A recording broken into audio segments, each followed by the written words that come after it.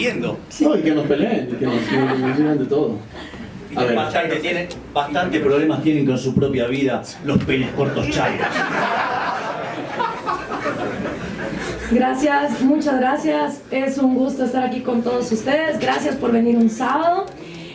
Antes de empezar, quiero decirles, aprovechando, se me acaba de ocurrir esta idea, andan por aquí Edgardo y Rodrigo, que trabajan con nosotros en un programa que próximamente vamos a sacar con Axel Kaiser aquí en México, sobre los típicos mitos que hay en América Latina, ¿no? Que si el neoliberalismo, que si la desigualdad, la idolatría al Estado.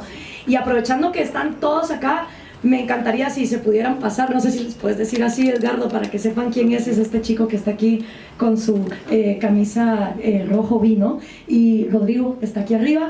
En el momento en que quieran, siéntanse libres de llegar con ellos y le quieren decir por qué vienen estos eventos, por qué creen que la libertad es importante, qué se llevan de estas cosas, y los vamos a volver famosos en televisión.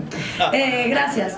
Bueno, ya Javier explicó muchísimo acerca de cómo es que funciona el capitalismo por el tema de la cooperación, donde cada uno pues da lo mejor de sí. Es la democracia más justa que hay, porque admitámoslo, todos somos consumidores, la gran mayoría consumimos algo que nunca en nuestra vida hemos producido. Entonces, si realmente tenemos un discurso de democracia, de justicia, de bien común, a quien deberíamos de darle todas las decisiones es al consumidor, porque consumidores somos todos, productores no somos todos, trabajadores no somos todos, pero todos consumimos. Entonces, si realmente estamos por la igualdad y la democracia y el bien de la mayoría, debería de importarnos el sistema que es más justo con esa mayoría. Y si la mayoría somos consumidores, pues obviamente el capitalismo es el sistema que se acopla a eso. Ahora, capitalismo no es el mercantilismo estatal proteccionista lleno de privilegios que tiene a México en el puesto 76 en el índice de libertad económica mundial,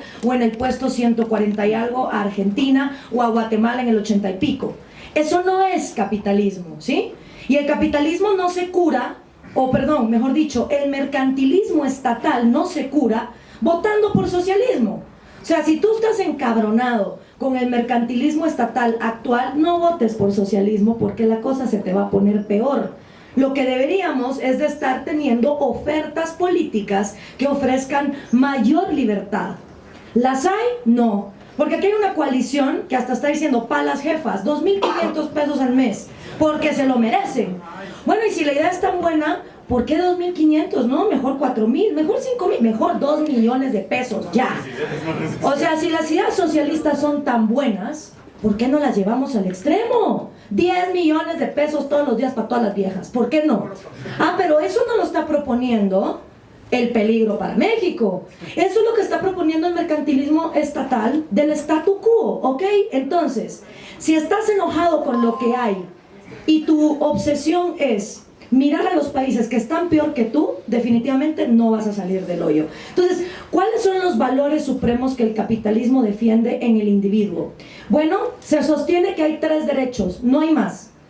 ¿Ok? El derecho al PlayStation, el derecho al internet y a los juguetes no son derechos. Necesidades convertidas en derechos no son derechos. Y para tú saber si algo es un derecho o una necesidad mal llamada derecho, es bien fácil. La pregunta que tienes que hacerte, número 1, es: ¿nací con ello, sí o no? Y la segunda pregunta que tienes que hacerte es: ¿alguien tuvo que renunciar a algo para yo tenerlo, sí o no? Si la respuesta a la primera pregunta es sí, nací con ello, y no, nadie tuvo que renunciar a nada, felicidades, estás frente a un derecho. ¿Y cuáles son los derechos que tenemos los seres humanos? Nuestra vida, nacemos con ella, es bien fácil, no nos maten, no nos violen, no nos agredan, ¿sí? Nadie tiene que renunciar a su vida para que yo esté viva, ¿sí? Para que yo respire, nadie tiene que dejar de respirar. Nuestro segundo derecho es nuestra propiedad privada. Y nuestra propiedad privada, biológicamente, esto lo he repetido hasta el cansancio, empieza con nuestro cuerpo y nuestra mente. Sin manos, sin pies y sin cerebro para absorber la realidad y trabajar en ella, no podemos crear ni cámaras, ni mesas, ni edificios, ni electricidad, ni nada más. Si no tuviéramos un cuerpo que tiene herramientas para comprender la realidad y un cerebro que nos sirve para comprender cómo producir, entonces olvídense que solo seríamos una plastamorfa moviéndose por los suelos, como una babosa, ¿sí? Entonces entendamos que nuestras primeras dos propiedades privadas son cuerpo y mente, y es lo primero que nos quieren expropiar los socialistas.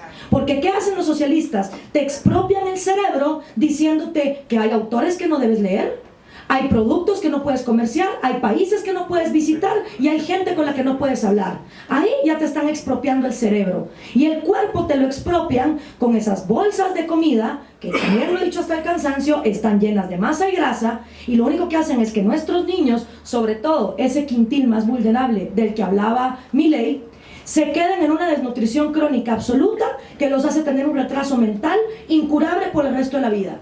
Cuando esos niños luego van a la escuela, ay, es que el niño es tonto porque no sabe multiplicar. Al niño no se le quedan los colores primarios. No, al niño se le alimentó mal, con programas de gobierno como bolsas llenas de masa y grasa, que encima y para colmo, la élite latinoamericana, esos graduados de Harvard y de Yale y que se las llevan de muy cultos, se ponen a aplaudir como focas, así como hay muchos que ahorita están aplaudiendo para las jefas 2.500 pesos. ¿Ok? Bueno. Y la tercera de nuestros derechos, que nacemos con ellos, es nuestra libertad, ¿sí? Nadie nace con una cadena y una bola de titanio para no poderse mover, ¿sí? Nacemos libres, libres de pensar, de expresarnos, de comerciar, de creer en lo que nos dé la gana, de asociarnos con quien nos dé la gana. Ese es el estado en el que nacemos. Si luego tenemos restricciones a nuestra propiedad, con impuestos o con expropiaciones o con robos, o tenemos limitaciones a nuestra libertad, es porque alguien las impuso artificialmente, lo cual me lleva otra vez al punto. Capitalismo es libre mercado puro y duro, libre, totalmente libre, no donde unos productos son del Estado, no donde el subsuelo es estatal, no donde hay aranceles, no donde hay proteccionismos ni oligopolios. Eso no es libre mercado, eso no es capitalismo, eso se llama mercantilismo estatal. Y entonces te dicen, ¿pero qué hay de la desigualdad?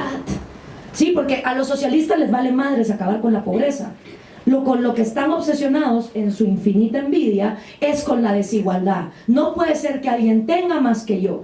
Y según la teoría de la desigualdad, hay una lista mágica de cosas, de objetos, de chunches, que si todos tuviéramos, claro, nunca nos dicen cuál es esa lista mágica, no nos dicen cuántos yates, cuántos iPads, cuántos iPhones, cuántos inodoros tenemos los 7.000 millones de seres humanos que existimos que tener para que finalmente haya igualdad y todos seamos felices. Eso considerando que todos los días se inventa un nuevo aparatejo. Entonces siempre vamos a ser desiguales en el último producto del momento. Pero los socialistas están obsesionados con la igualdad material. Y la teoría es, el día que todos tengamos la misma cantidad de PlayStations, de iPads o de qué sé yo qué, la maldad va a desaparecer del mundo. Ya no va a haber envidia, todos vamos a ser éticos y bonitos. A lo cual, como dice Milei, y digo yo, bullshit. Porque hay gente putrimillonaria, como los narcotraficantes, que más material no pudiesen tener. Tienen casas, tienen yates, tienen helicópteros, compran mujeres, hacen lo que les da la gana, e igual son antiéticos y arremeten contra la vida y la propiedad privada y la libertad de sus semejantes. Entonces, esa teoría de que si tan solo todos fuésemos ricos, ya no habría maldad en el mundo y a lo que hay que apelar es a la igualdad material, bullshit.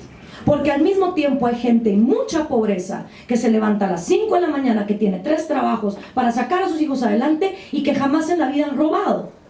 Entonces no hay una correlación entre ser más ético y tener más plata. Eso es una cuestión personal. Y ahí es donde la gente cree que el mercado debe ser nuestro psicólogo, nuestro life coach, nuestro maestro. No, señores, el mercado es intercambio. Un intercambio que, si bien te va, se hace entre una persona que no te estafa y tú.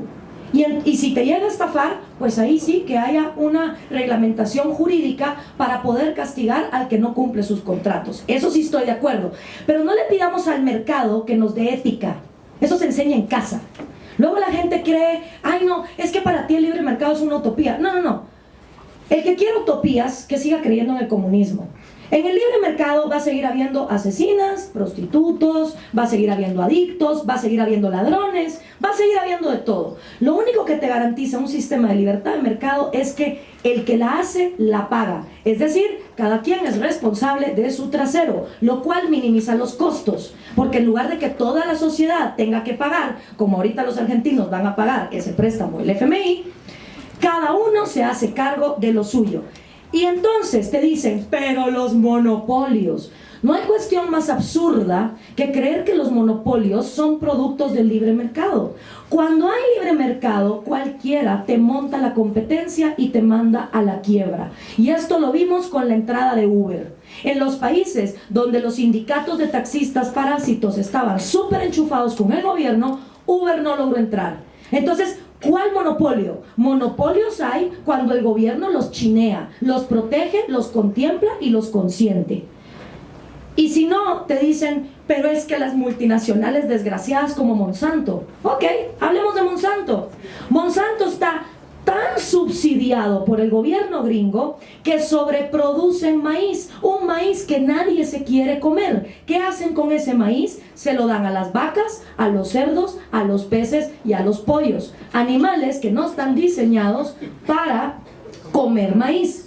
¿Qué pasa cuando tú le das de comer a un animal algo que no tiene que comer? Desarrolla enfermedades. Cáncer, arterias colapsadas, grasa fuera de lo normal. Luego los gringos se comen esos animales y ¿qué les da? Diabetes, cáncer, infartos y están de este tamaño. ¿Y qué se le ocurre al gobierno gringo hacer? El gobierno gringo no dice, si tan solo le quitáramos el subsidio a Monsanto, Monsanto ya no sobreproduciría maíz, entonces ya no habría maíz para darle a esos animales volverían a comer lo que tienen que comer, asunto arreglado, se acabó la enfermedad. ¡No! ¿Qué hace el gobierno? Se inventa Obamacare. Es decir, sigue comiendo animales enfermos, enférmate tú, pero yo te voy a subsidiar tu enfermedad. Y así te siguen poniendo más y más programas sociales que se oyen bonitos, que todos aplauden como focas y que no terminan nunca con la cadena. ¿Qué de ético tiene eso?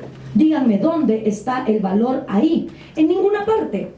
Entonces, otra cosa que sí quiero dejar claro es que yo no odio a los comunistas. Hay mucha gente que me dice, prohibamos el socialismo. No. Si ustedes han tenido hijos adolescentes o han sido adolescentes, saben que lo peor que se puede hacer si uno no quiere algo es prohibirlo. Se vuelve más apetecible.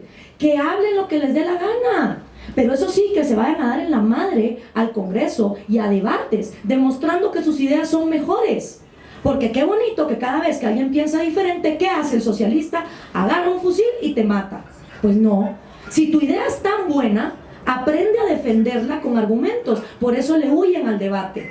Por eso no les gusta estar argumentando. Y ese es nuestro talón de Aquiles, las ideas.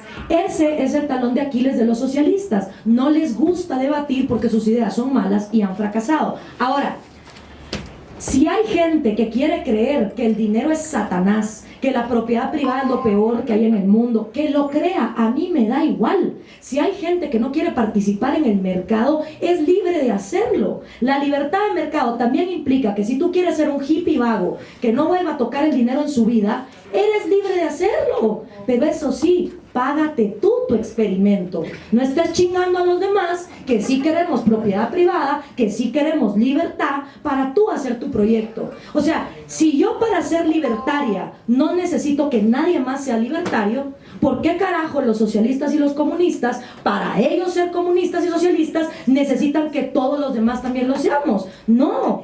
Si tú crees en ese proyecto, finánciatelo tú.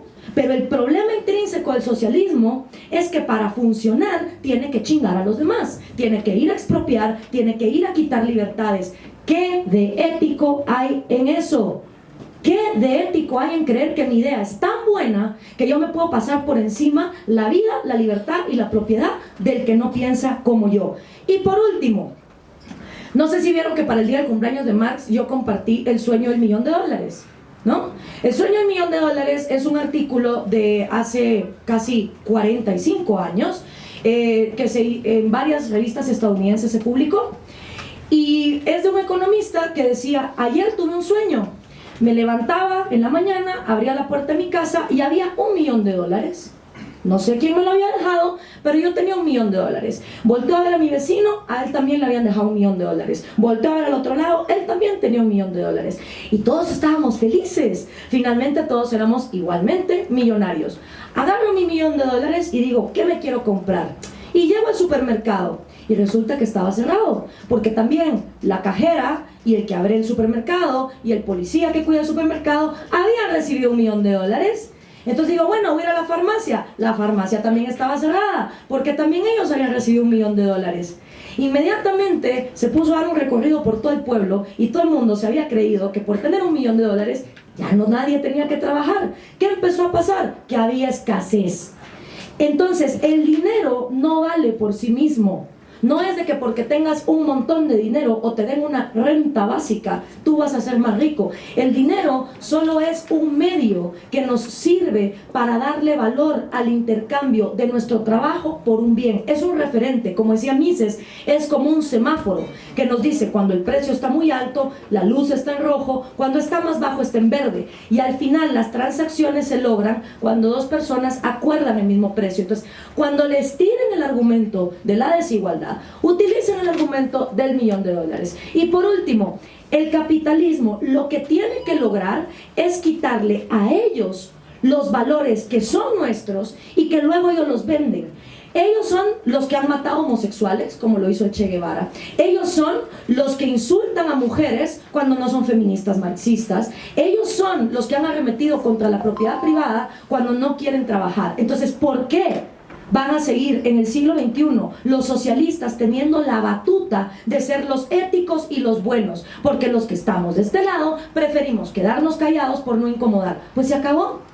Porque si no ganamos la batalla de las ideas, como decía Hayek, no vamos a poder moldear nuestras sociedades. Y para ganar la batalla de las ideas se necesita de todo tipo de gente: psicólogos, deportistas, artistas, mamás, todo el mundo desde su trinchera, defendiendo las ideas que nos hacen sentido común y que son correctas. Muchas gracias.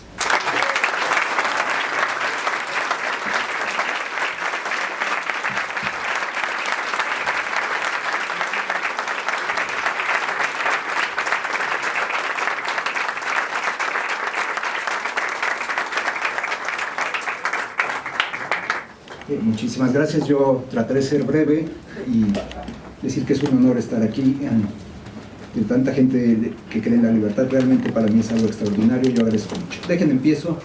Empezar por decir lo que creo que somos muchos liberales, y aparte me molesta cuando alguien cree que habla en nombre de los liberales, porque precisamente es el grado de individualismo el que creo que nos caracteriza.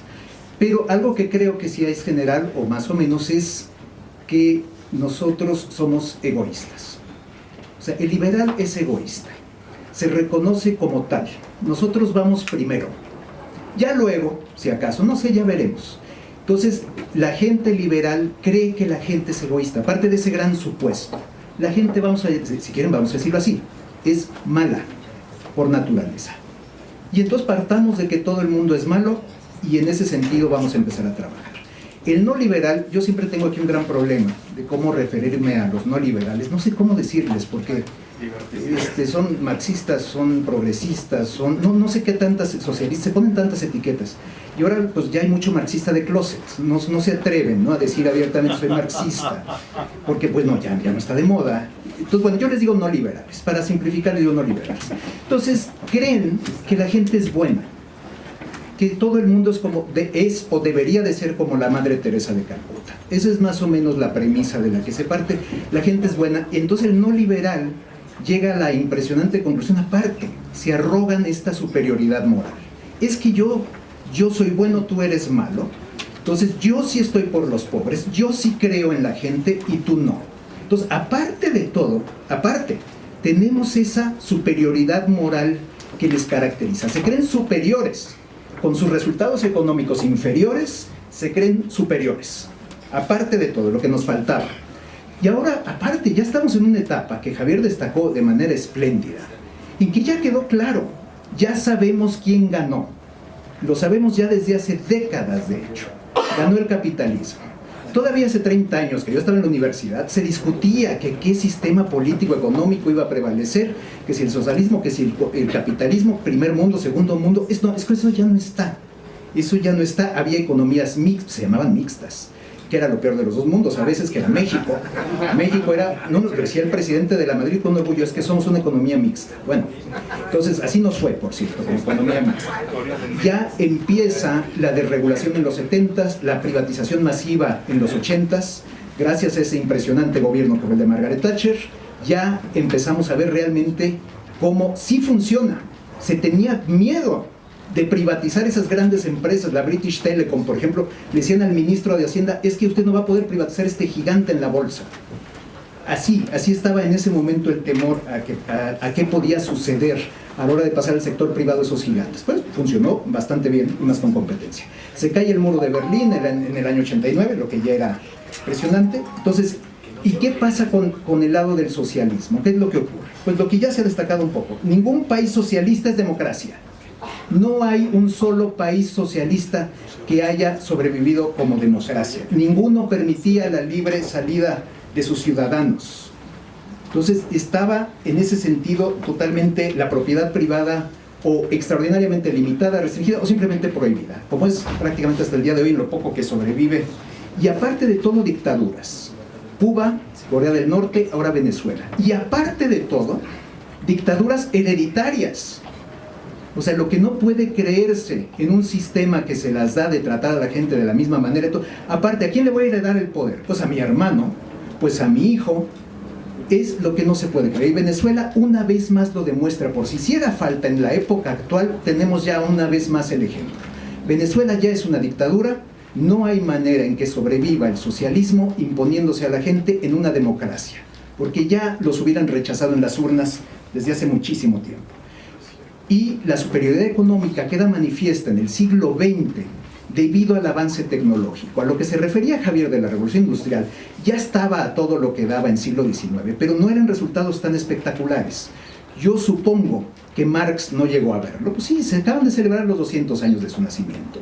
Y que en ese sentido pues le pasó de noche lo que estaba ocurriendo a su alrededor en pleno Londres, mientras él estaba en la biblioteca del Museo Británico escribiendo todo lo que estaba pasando a su alrededor en la industria. Es lo que yo supongo que estaba un poco sucediendo. Y se le escapa lo que ya ve Schumpeter en el siglo XX. El proceso de creación y destrucción constante. Ese gran proceso del capitalismo, Schumpeter lo ve con toda la claridad. Y entonces ya la superioridad del capitalismo queda claramente manifiesta. Como decía Javier, es que estamos en la era más próspera de toda la humanidad. Nunca se había visto algo así.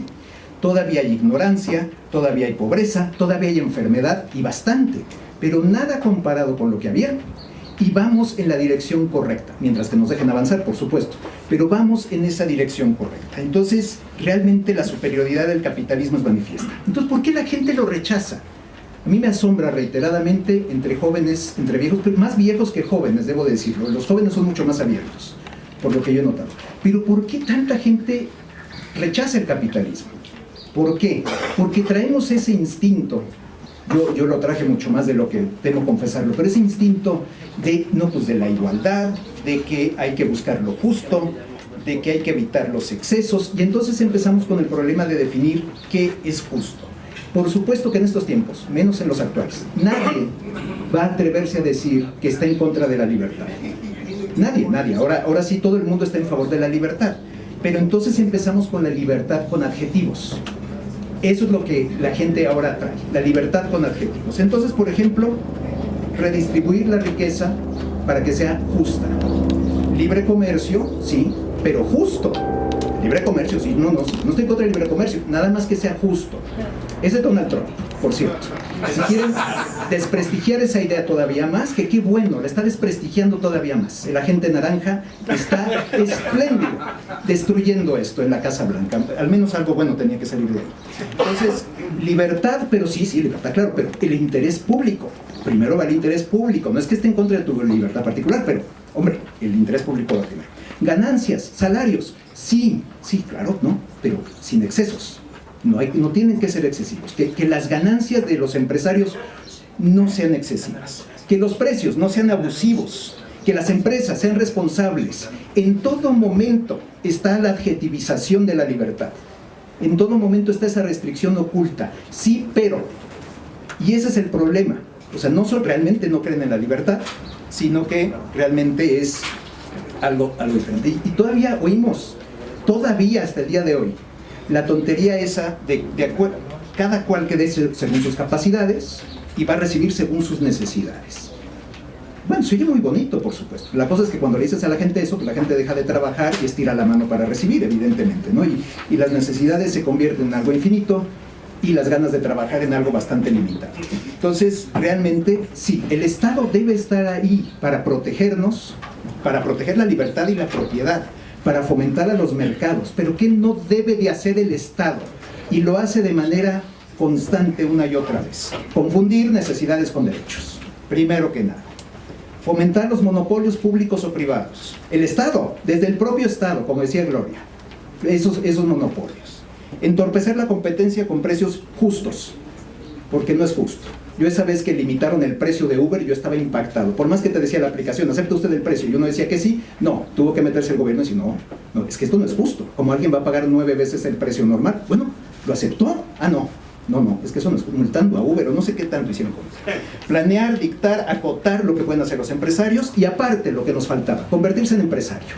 El Estado como empresario. Es que voy a hacer unas refinerías padrísimas. Van a ver. Entonces, yo le tengo no pánico a la justicia, le tengo pánico a los justicieros. Esos son los que me dan un miedo terrible. A la hora que se ponen la máscara y la capa de justiciero, pónganse a temblar, por favor, y yo con eso concluyo. Muchísimas gracias.